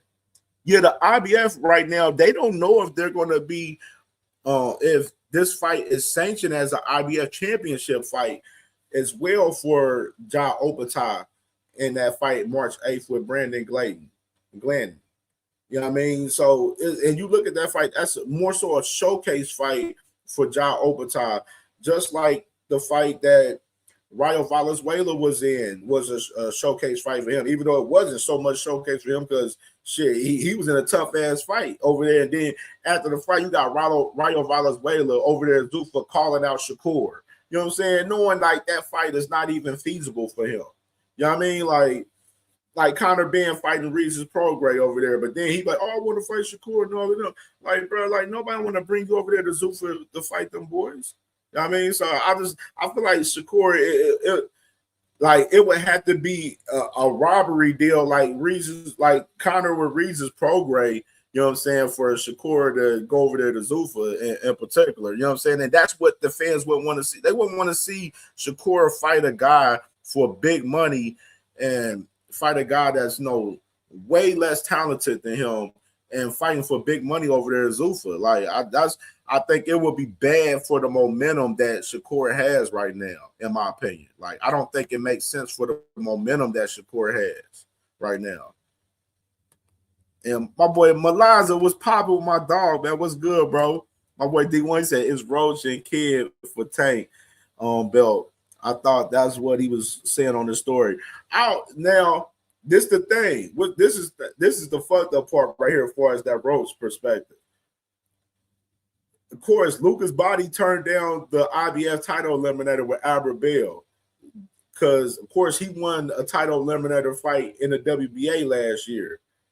His assumption probably is, of course, obviously, he's hoping that the WBA order Kid Austin and Lucas Body, but the WBA still hasn't ordered that fight yet. You know what I mean? And I told you, Lucas Body was in a tough situation because the WBA don't have to order Kid Austin and Lucas Body. They can order Kid Austin and Lamont Roach. You know what I'm saying? And of course, Kid Austin, they was pushing Lucas Body. They said Lucas Body is a bigger fight than Lamont Roach for them. Which I said, which was cap. I said, no, the fuck is not. Lamont Roach is a bigger fight. They're only looking at it in the aspect for us Lucas Body being the bigger fight due to the fact that they thinking that the fight would be on Netflix with Lucas Body being with MVP. You know what I mean? But that's not even a guarantee as far as that either. You know what I mean? So it's real interesting. Did the WBA order Kid Austin versus Lamont Roach? That's a good question right there. A real good question right there. Instead of Lucas Body, and Lucas Body fucked himself probably if that's the case. You know what I'm saying? If that's the case, Lucas Body fucked himself 100% because he declined himself out of a whole IBF title shot, possibly with Albert Bell, which is nasty work to think about in retrospective right there, for sure. And Max Reno Too Heavy says, I agree with Gary just because a lot of his stuff up for a bigger check and negotiate. Yeah, that's pretty much what Gary's doing by that line of trying to go with Dalton Smith, then Africa, and then Shakur.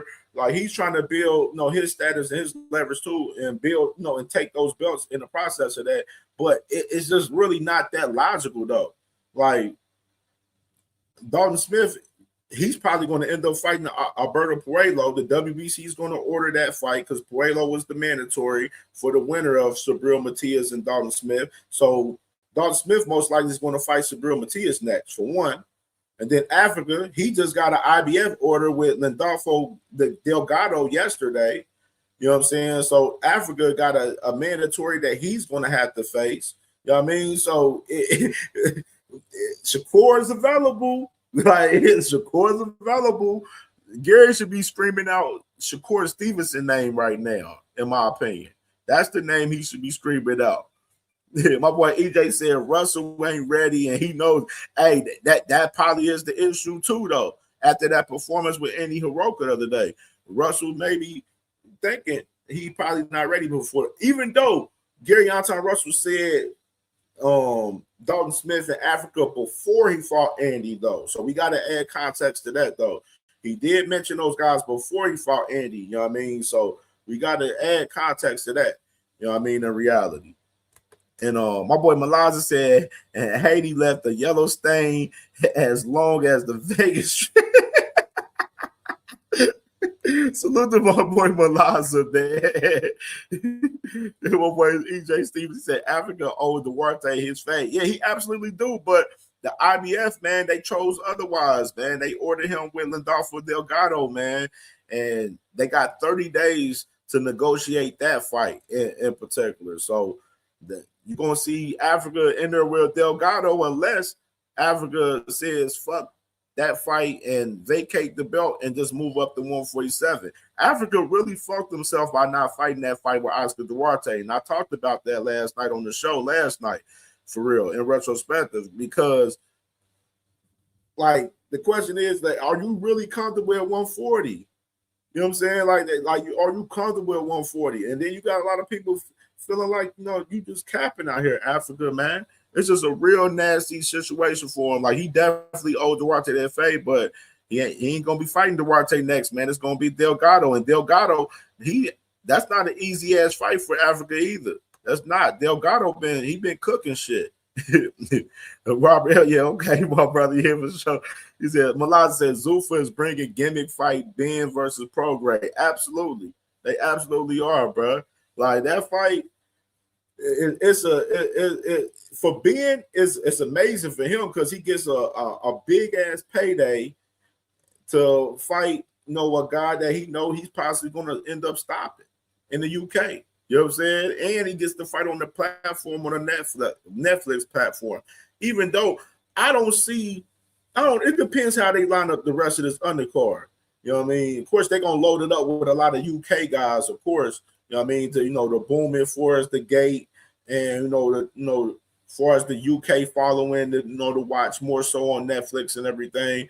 But like in reality, like, and I played this video. I'm going to play this video back too for y'all just to think about this. My boy Ezra from Brunch Boxing, he had a real interesting perspective, and this is what I was talking about earlier. Makes sense because it doesn't make any sense, and that's what we were doing for about a week.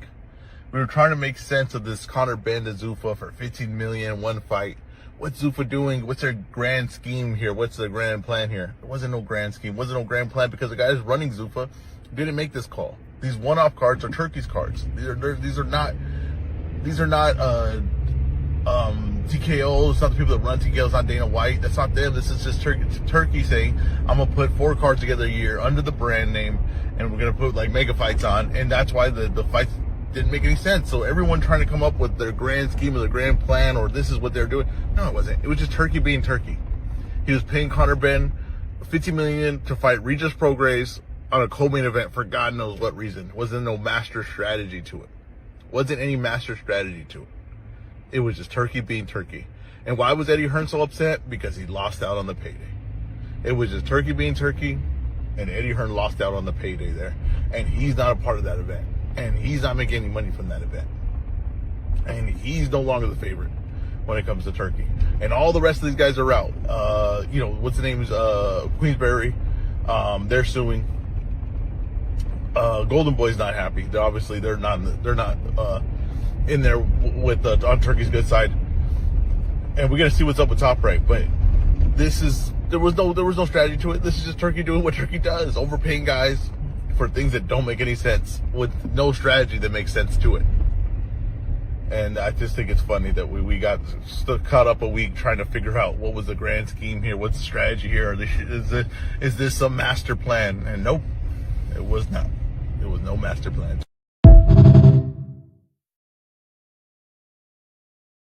Hey, and I agree with my brother Ezra 100%. Like, it's no real master plan in this situation. It's Turkey being Turkey, overpaying Conor Benn, and basically just trying to market Conor Benn for a future super fight for him in retrospective, in reality. Like, you know what I mean? And that's why I asked that question last night on the show. I said, who is going to be the fight for Conor Benn? I asked that last night. I literally asked that last night, and we wake up to Regis fucking Prograis, dog. Nasty fucking work. Nasty work, man. The Malaza said the UK doesn't bring that much money in those 3K buildings. This fight would not sell a soccer field. Hey, bro, you own to something right there, Malaza, right there, bro. You really own to something right there, bro, with that right there, for real. Because in reality, nobody's clamoring for this Tyson Fury fight. So it's smart by Turkey and them to add Conor Benn on the card, but for the price of what you add in Conor Benn on the card, fuck no. I wouldn't have paid $15 million for Conor Benn to fight Regis Prograis, bro.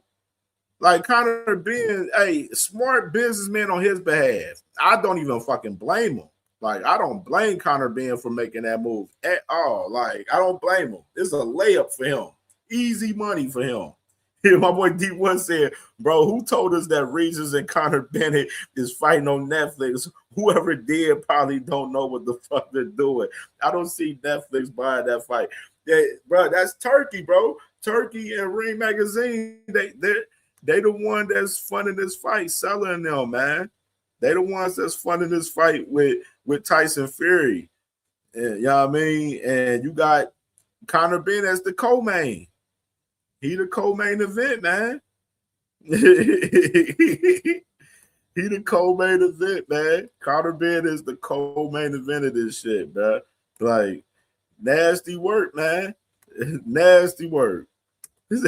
Malaza said $15 million for Conor Benn versus Regis. How are they getting that money back? Exactly. Like, paying you already. And that's my thing is how much. My question is how much is Tyson Fury getting paid for this fight? That's what I want to know now. How much is Tyson? I know somebody gonna say some wild ass crazy number for Tyson Fury. Somebody gonna say some wild crazy number for Tyson Fury, like he getting 50 million, 75 million or some shit. No, I don't believe in that. But it would be really insane if Conor Benn is making more money than Tyson Fury on this card, and he's the co-main event to Tyson Fury in retrospect. Like, it'll be real live insane if Conor Benn is making more money than Tyson Fury, for real. Like, it really does. Yeah, my boy EJ Stevenson said, facts, 100. It looks like Africa's struggling to make 140. He might need to vacate and move to 147. Bro, my real shit, I'm going to say this now. I think that's going to be the move. I don't think he's going to fight this Delgado guy. They got 30 days to negotiate that fight, too. I don't think Africa is going to fight Delgado. I think he's going to eventually probably end up vacating and moving up to 147. But the problem is, he does that, then he don't have much leverage. You know what I mean? That fucks up his status right there. He don't have Africa doesn't have much leverage without that title. That's the fucked up part where he may be forced to fight Delgado in that perspective. You know what I mean? Which is like Africa's in a real tough ass spot by not fighting Duarte, like I mentioned. Like, he really fucked himself by not fighting Duarte. Because I think the move was get this fight with Duarte done, then we move up to 147. But you backing out of the fight after literally 2-3 hours before the fight after eating breakfast. No, bro. Like, a lot of people not going for that excuse from Africa. They're not.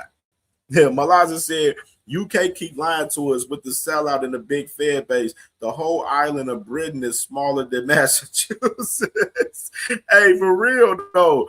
Like I told somebody earlier, I was like, man, the UK, the tickets be dirt cheap up there. They be like $20, tickets, you know what I mean? So it's easy for those guys to get up there and go for those fights and everything.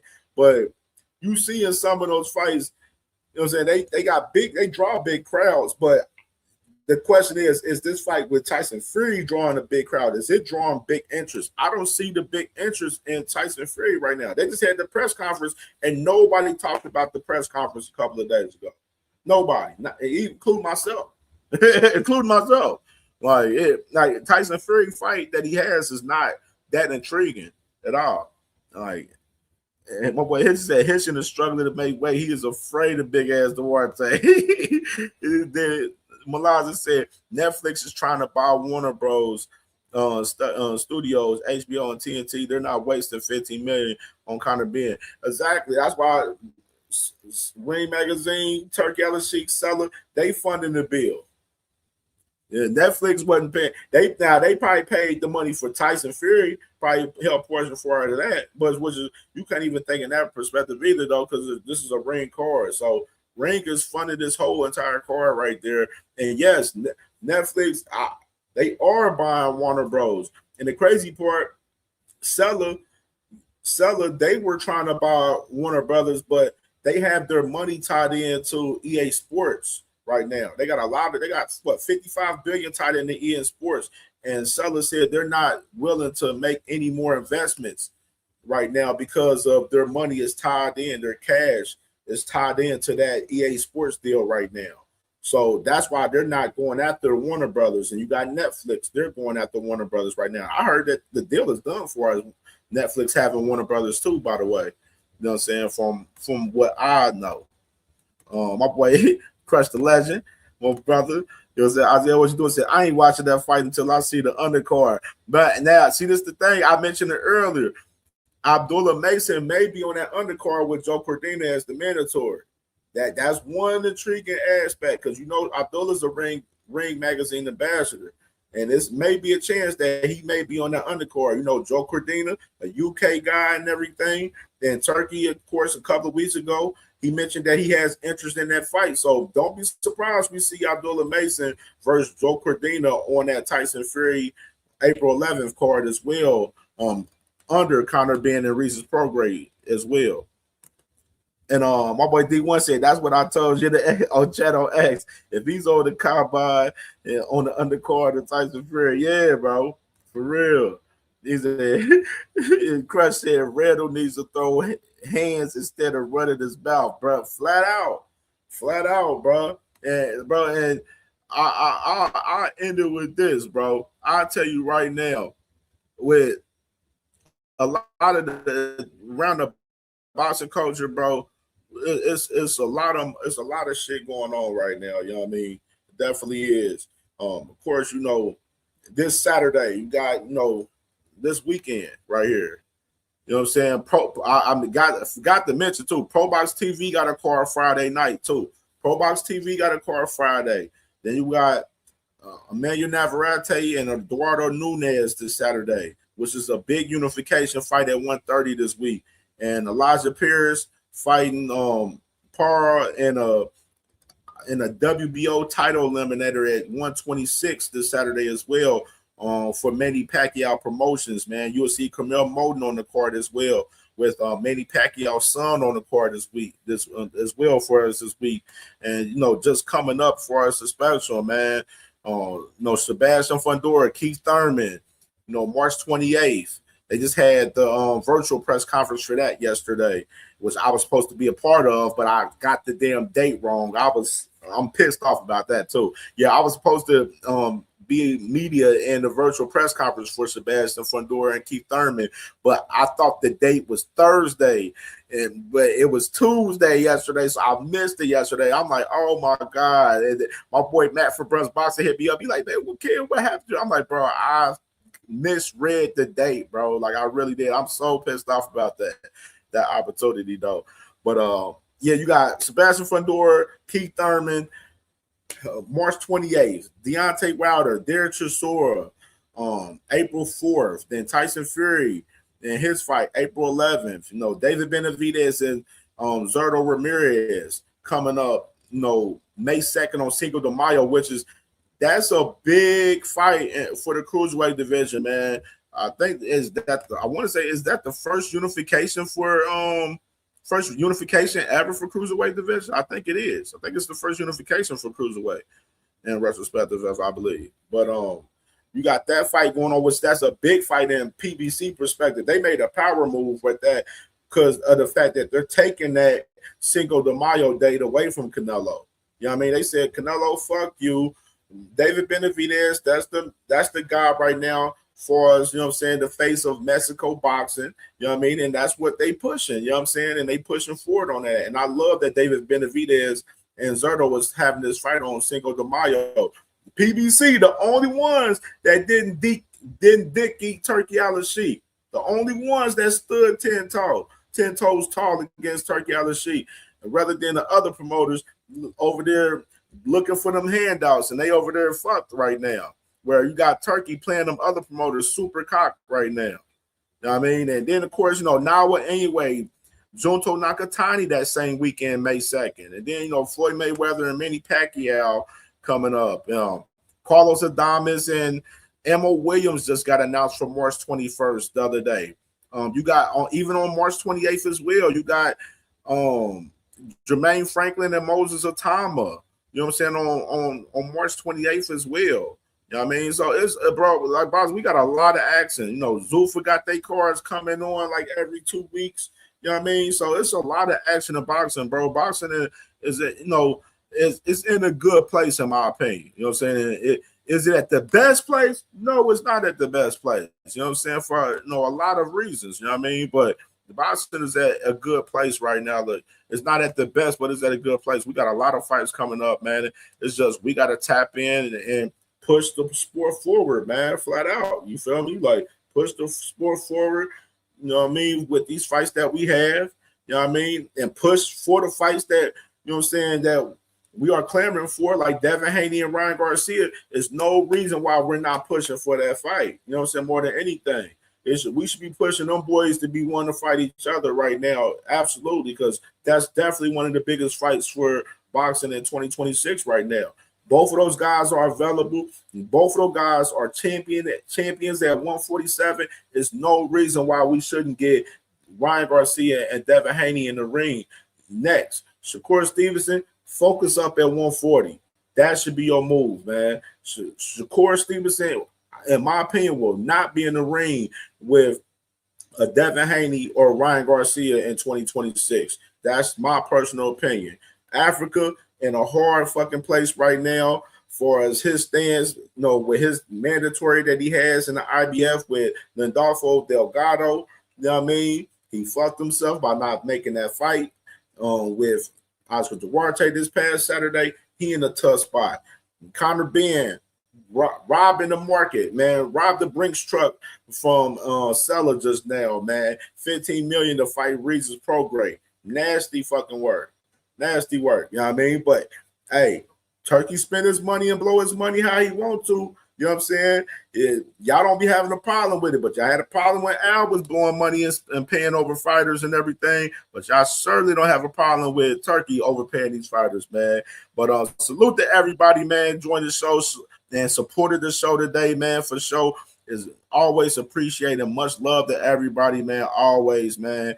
Definitely, just wanted to pop up live and and cook up on some little recent shit today. You know what I mean? So stay tuned to the channel, man. We're going to be dropping these videos on the channel, man, from the shows and everything, man. Shorts, everything. And we here with it, man. Live every Wednesday at 6:30 p.m. Eastern time. Y'all know the vibes, man. Y'all know the vibes. Y'all know the vibes. Y'all know the vibes, man. And we live with it, man. And we'll see y'all later, man. And tap in. My brother Dean, by any means, is live right now. So I'm about to go over there and tap in with my brother. Go ahead and tap in with my brother. You heard? We out of here.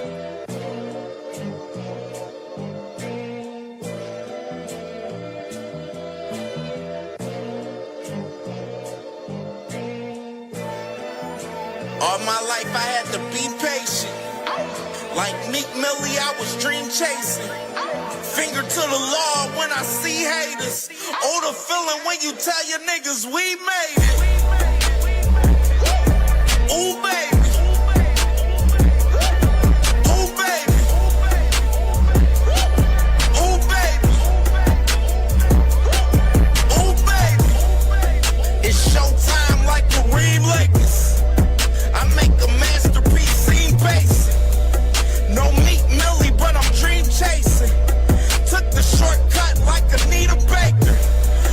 The bright lights that you see in Vegas.